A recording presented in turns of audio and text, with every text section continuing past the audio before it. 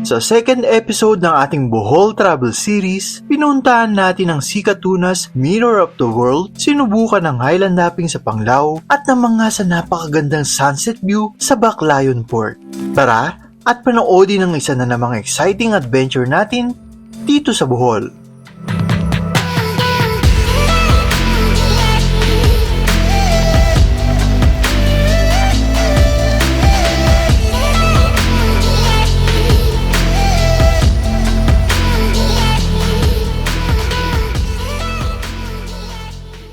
Matapos nating bisitahin ang Chocolate Hills, ay sumunod nating pinuntahan ang ipinagmamalaking tourist destination sa munisipalidad ng Sikatuna. Ito ang Sikatunas Mirror of the World.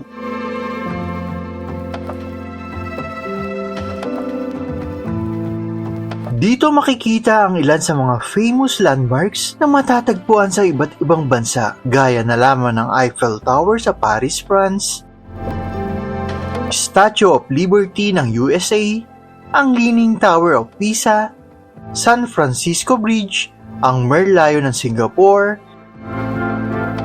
Acropolis ng Greece, Netherlands Windmill at napakarami pang iba.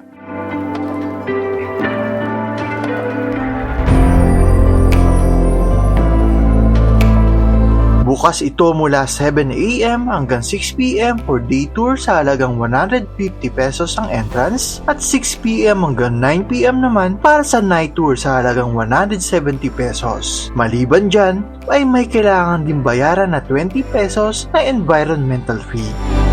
Dito sa Sikatunas Mirror of the World, hindi mo na kailangan lumayo at magpaibang bansa para masilayan ang kanilang mga famous attractions. Bagamat mas maliliit ang sukat nito kumpara sa orihinal, kuwang-kuwa naman ito ang pagkakahawig, mapadesenyo at kulay man ang pag-uusapan.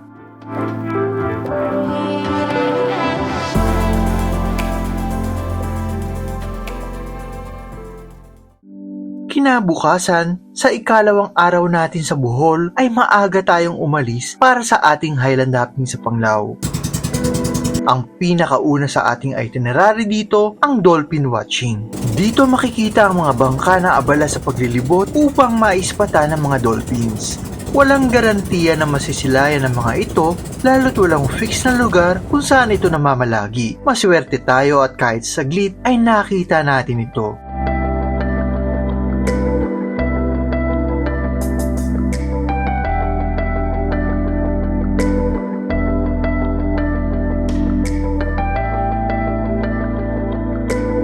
Mula dito ay dumiretso na tayo sa Balikasag Island na kung saan mag-i-snorkeling tayo, magsi-swimming at mag-turtle watching.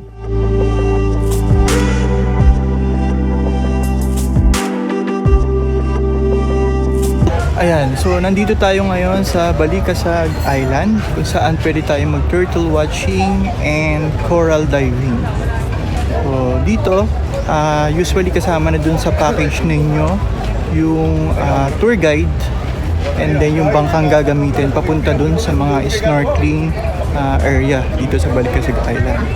Then yung mga pagkain dito, meron naman ditong maraming makakainan.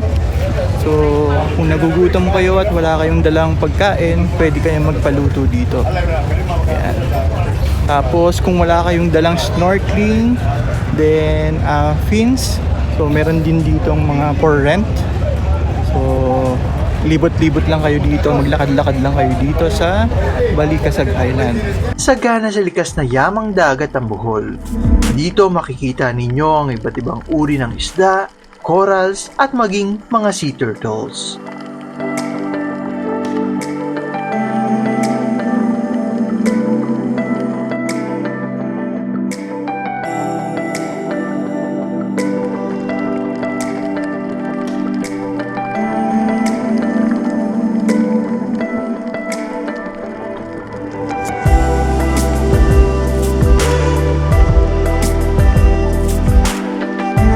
Isa sa ating mga napansin dito ang malaking bilang ng mga turista, mapalokal at banyaga. Kitang-kita yan sa daang-daang mga bangka na nakahilera sa isla. Isang patunay na isa ito sa dinalayong tourist destination sa Bohol at palatandaan ng isang masaganang turismo ng probinsya.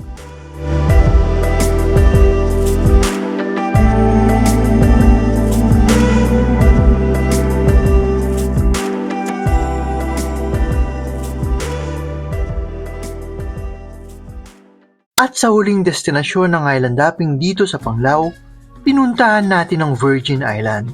Ito ay isang mahabang sandbar na kung saan lumilitaw kapag low tide or mababa ang level ng tubig.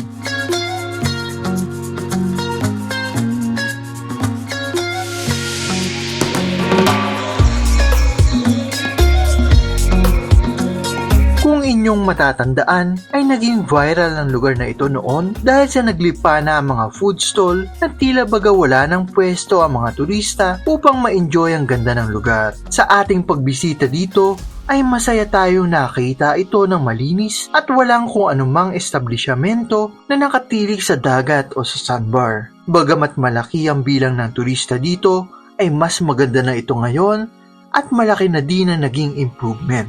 Ang Highland Hopping Tour ay inaabot ng kalahating araw na nag-uumpisa mula 6 AM at natatapos naman sa loob ng 6 o 7 oras.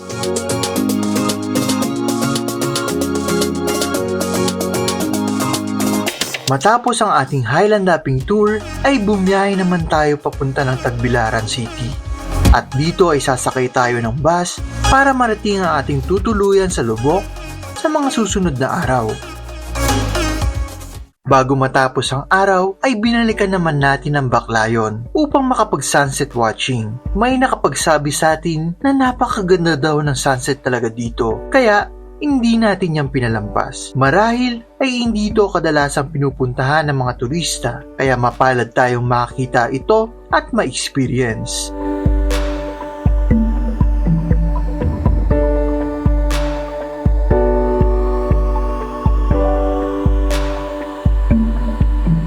Sa Baclayon Port ay meron kayong makakainan habang pinagmamasdan ng magagandang tanawin. Ito ang lugar kung saan ang mga residente ay masayang namamasyal,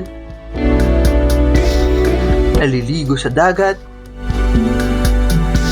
habang ang ilan naman ay abala sa kanilang pangingisda at hanap buhay. Hindi naman tayo nabigo sa ating pagbisita dito dahil sa pagdating ng paglubog ng araw ay unti-unting nabalot ng magandang kulay ang kalangitan. Napakasarap nitong pagmasdan, maging ang paligid na kung saan ang mga tao ay masaya nagre-relax. Ito ang mga bagay na labis na nagbibigay saya at inspirasyon sa atin na mas pagbutihin ang ating mga ginagawa at maipakita ang ganda ng mga lugar dito sa Pilipinas. Salamat po sa panonood ng episode nating ito at muling subaybayan ang susunod nating mga video. Huwag kalimutang i-follow ang ating Facebook page at mag-subscribe sa aming YouTube channel, We Wonder PH.